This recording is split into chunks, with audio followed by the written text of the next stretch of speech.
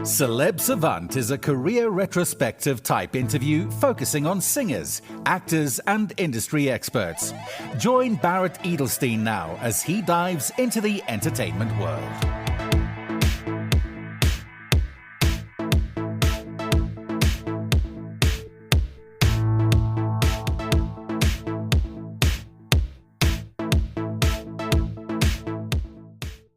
Quinny is a Scottish-born, Australian-based indie folk singer-songwriter. He is an artist that is capable of seamlessly harnessing jovial and moody overtones with unbridled relatability. And this fusion of innovation and fresh sentimentality is on full display on his debut album, Outer Monologue, which is out in 2024. With tours in the UK and North America under his belt, he has headlined shows at the Gasso, Last Chance, Retreat, and Fitzroy Pinnacle in Melbourne, Australia. Quinny also previously won the 2020 Darebin Songwriters People's Choice Award shortly after moving to Australia. He won the award for his single Found and Lost that will also be featured on the upcoming album Outer Monologue. Up next on Celeb Savant, we've got Quinny. Where in the world are you and how are you doing? I'm in Melbourne just now and I'm doing well. Thank you. How's yourself? All good, thank you. So, obviously, you were not born in Melbourne, so how long have you been living there? I wasn't. 4.5 years. I got here right before the border closed. So was it a plan to move there, or did you just get stuck there? Yeah, well, I was planning to move, but not as soon. I was planning to move in a few weeks later, but because my girlfriend's Australian. And so when I was getting wind of all the borders closing and things getting a bit weird, I actually I just packed up my flat in London and got on the train to Scotland, dumped my stuff at my parents' house, and then came over here. At the time, I was telling someone about this the other day. At the time, I think my manager was my work was maybe a bit annoyed with me just in the moment. But then, obviously, later, like within about a week, she was like, "Yeah, fair enough." Now let's rewind. At what age did you think, cool, you want to be in the creative music world, creating music, writing songs? And how did that journey progress to where we are today? I'm not sure when it started. Probably when I was about 12 or 13. I think a few of my friends had started playing in bands and all that, and we'd got into Limp Bizkit and whatever else was out in like the late 90s, early 2000s. Yeah, but that's sort of where that's where I started, I suppose. And then it wasn't until I was about 13, I think. I'd had a guitar for a while, but I remember I used to go to the Scouts, and one of the leaders said that we should bring up our instruments, and one of the boys brought his drum kit, and some of the boys brought their guitars, and we played Smells Like Teen Spirit, and I knew how to play the bass line to that, so I was playing bass for that one. And it was after that I really got into it. I'd tried before that to get into playing music, but it was playing like with a drummer, with things locking in together, that it all started to make sense, and I started to, I don't know, feel excited about it. Just learning guitar chords and kind of music theory in that way, unapplied music theory, was a bit intimidating and a bit boring to me before that. So yeah, once in practice, once it all started to fit together for me, that's kind of where I get into it. And then about 6 months later, I was playing in a band. Quick after like a couple of years of trying to learn an instrument. Okay, and then what were the next steps? It was just playing about in bands for, mostly in rehearsal rooms. I didn't gig until I was 16. And then after that, I just played with lots of different people. I played in a few bands, and then I did some solo stuff. Funnily enough, I did the solo stuff to try and free myself of like commitment from people, but it actually ended up being probably the most collaborative. The solo stuff is more collaborative than when I was in a band, because in the band I felt like I was having to call the shots and say like, we will do this, we won't do that. Whereas when I do the solo stuff, I've been doing the solo stuff for most of the time I've been making music, but it just it feels more collaborative. I'm asking people more for the input. I've got my bit done, and then I'm like, right, what do you want to do? It's collaborative in a different sense, because I suppose taking the role in the band of being like the motivator, getting everyone going, okay, let's do it, let's go, let's do this. It felt more like a responsibility on the shoulders. Yeah. Whereas when you're doing this collaborative and as a solo work, I'm not saying you weren't equal in the band, but it feels like everyone's wants to do it. I'm not saying that the band. Do you Yeah. understand what I'm trying to say? No, you're right. No, you're totally right. It was, yeah, that's a good way of thinking about it. I would, because I would have to like try and get people to come, like the band to come to the rehearsals, because they wanted to be in the band, but they didn't want to do the stuff that you had to do to Put be the in the work band. in, yeah. Yeah, yeah. And to be honest, it's the same. A lot of it's the same guys that were in the band that I play with now. But with any band, there's a few, like I've kind of fused all of my old bands together on my album that's coming out, and so yeah, so it's a lot of the same guys. But it's just that now they want to do it, I suppose. Whereas before I was forcing them. Okay, so now let's dive into a creative brain. From 0 to 3 to 4 minutes in writing a song. What motivates it? What invigorates it? Is it easy every time? Let's unpack your creative process. I think some of it happens really quickly. I mean, my favorite ones that I've written have been I write without any instruments, and I kind of come up with in my head when I'm walking or on the bus. I used to get the bus quite a lot. Used to love coming up with songs on the bus, and then getting home and then trying to figure it out, making mistakes, but then the mistakes become the parts, and then I can have my bit done, and then I take it into some musicians and see what they make of it. We kind of bash it out the way I want to do it, and then gradually it sort of morphs to how they want to do it. I mean, when we find a middle ground, I quite like not demoing my songs, because it's handy when you go to record, but I like to see what people do. I don't like to tell them too much. Yes. Until I've heard what they're going to do, and then I can be like, okay, do those bits of what you're doing, and then do these bits of what I was doing. And you said that you make mistakes and then that becomes a part. So when you, in inverted commas, making those mistakes, are you getting frustrated and thinking, this is not working? And then you finally realize that those are the parts? Or is it a straightaway realization, okay, well, this is just a mistake that's going to happen into that thing? Oh, a bit of both. Sometimes you keep doing it and you're like, okay, I'm never going to get this right. So what I had in my head, or what I'd thought it was going to be, it's too hard. And so I'll just do this now. But then other times it's like I make a mistake. I'm like, that sounds different. Maybe I'll do that one of the 3 times, or I start to figure it out. Or maybe I only do it right one time and I do it wrong every other time. Or So, but then other times it's like you make mistakes and you push through and you're like, no, the other idea was better.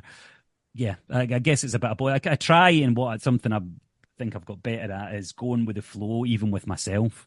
Definitely with other people, and letting them come up with stuff and being like, okay, what can we take from that? Rather than being like, no, that's not what I said, even to myself. Because sometimes what you said, it wasn't right in the first, or it was fine, but actually this could be better. Getting that talking parrot brain and mind out of which I struggle with as well in different ways. Oh, yeah. And I mean, I could imagine that someone like Prince, like he was like, no, it has to be this way. James Brown has to be this way. And, I'm not, they knew what they were talking about, but I don't think I'm like that. I don't think I'm like Prince. I'm sorry to say. No, but I mean, the thing is that we don't know. Maybe they also thought it was mistakes. We don't know their processes. So being creative is a ball game that you can't put a definition and a feeling on, because every creative has a different experience of what they're doing when they create. So there's no like, okay, this is it. Because if it was that, everyone would be successful and have like making hit songs and stuff like that. So actually, so you got your latest album coming out, Outer Monologue. Tell us about it. So I'm quite chuffed that most of the songs that are on it aren't old. Sometimes when people have their like first album, it's songs that they've had for 10 years. There is a song I've had for 10 years on it, but it's kind of my life's work in some ways, but it's also not. It's actually only like the last 3 or 4 years work. Was more or less all recorded in Scotland, apart from 2 tracks. One was done in Melbourne and one was done in London. And it sort of is a culmination of lots of the people that I've collaborated with. Not absolutely everybody, but I did pretty well. I plays Teapot in Scotland, so when I go home, I take a big chunk of time, go home, and then I've booked myself a weekend, 10 days, whatever, in this residential studio with a bunch of my friends. People come in and out, and we spend some time rehearsing, recording, and then I come back and we do a whole bunch of other stuff, and it was good because it's all about. I realised that music is all about me hanging out with people and coming up with things is how I hang out with people. Yeah. So being creative with them is kind of how I know most of my friends. So I kind of lent into that a little bit when I was going home, and I'm like, what's the best way to spend time with my mates? And it'll be to go in a studio. So that's all we did. So long as I've got the songs. If I didn't have any songs, I'm going back next year and I'm thinking I need to do some writing if we're going to do this, because I might have exhausted my best songs. But that will come once I know once you know you've got it booked in. You need the deadline. You know, it's for everything. Why releasing now, in the sense that you said that you have got one song from 10 years and the others were like 3 or 4 years. So was it ever thought, okay, I'm going to release sooner? Or was it just the timelines of the way things happened that it happened as it happened? Yeah, well, the song that's 10 years old, it's a new recording. I'd never recorded it before. Oh, okay.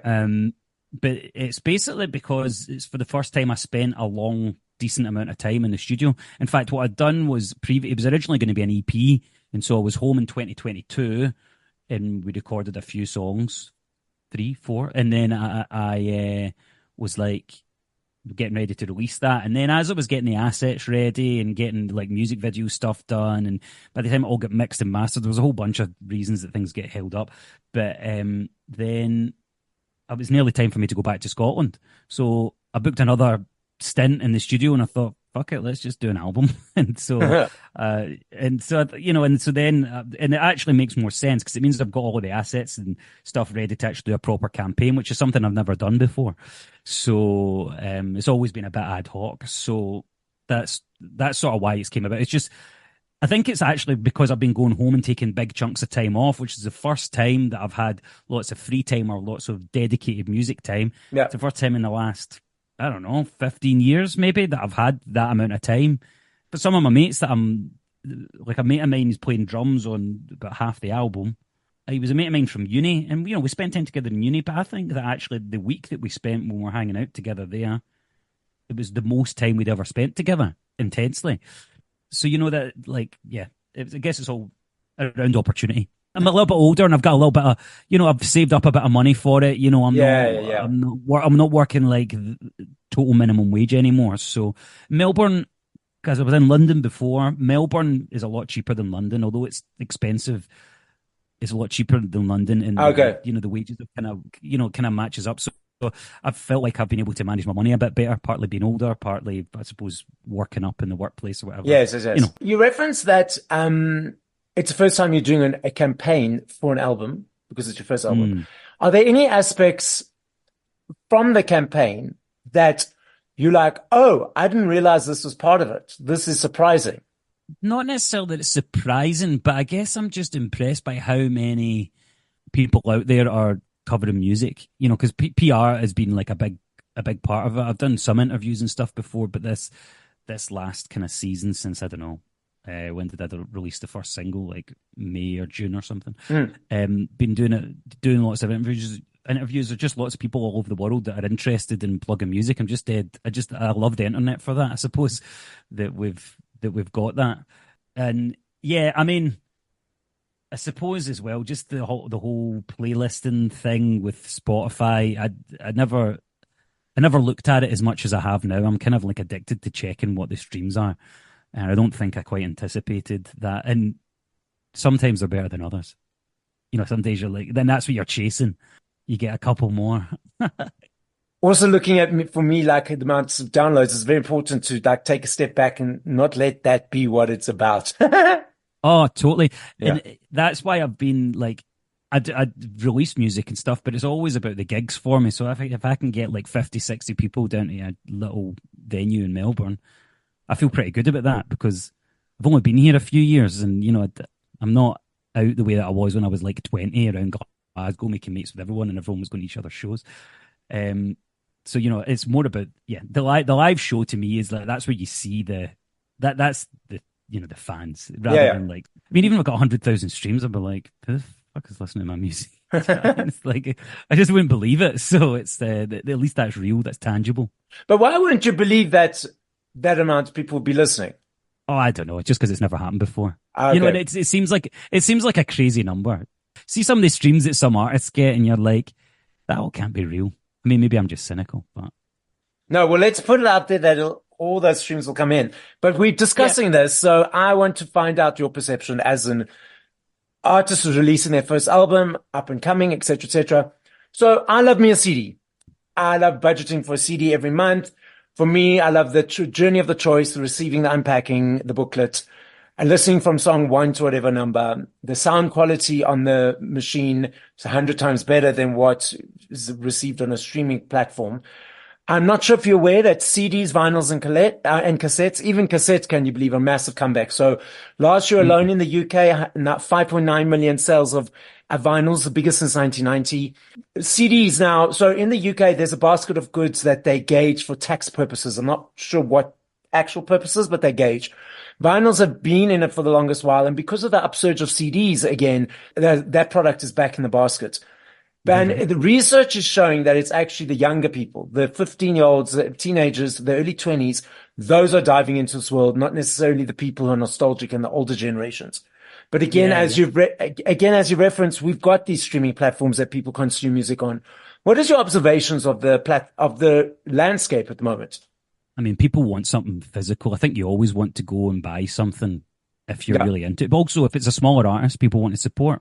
I think that I probably think that most people buy the vinyl and then still listen to it on Spotify, because that's what I do. It's what a lot of my friends do quite often. You'll put it on every now and then, but because you're like, you get your Google Home set up and the TV's set up for the Chromecast that's attached to the good speakers and all of that. I just feel like everything is sort of more geared towards streaming. But I'm doing tapes for this release. Okay. And I'm excited to do that because but I'm more of a nostalgic thing. That reminds me of being in the car with my parents, so, and that's where I know most of my foundational music from. So, I mean, I'm glad that those things are making a comeback. I don't know if necessarily a lot of people are listening to them. I do see people when they do those, it was one thing on CD, but when they do it on vinyl and they do those, like, I know Taylor Swift done it, I think everyone's doing it, but they release like different versions of the vinyl. You buy the vinyl and then like a month later there's another one with an extra track on it and all of that stuff. I'm like, these things aren't cheap. I know they're not cheap to make, but they're definitely not cheap to buy, and I feel like they're actually taking money away from other artists that also want to put out vinyls, but people will be like, oh, well, I've just paid $110 for this one, so I'm not going to spend like $50 on theirs as well. But I think vinyl's great. I love it. I think it sounds great. I love, it's the physical thing. But I'm doing tapes for this one, which is good. I've done CDs in the past. It's always good to have something physical. I suppose this was about 10 years ago, but an observation that I had then was my first EP.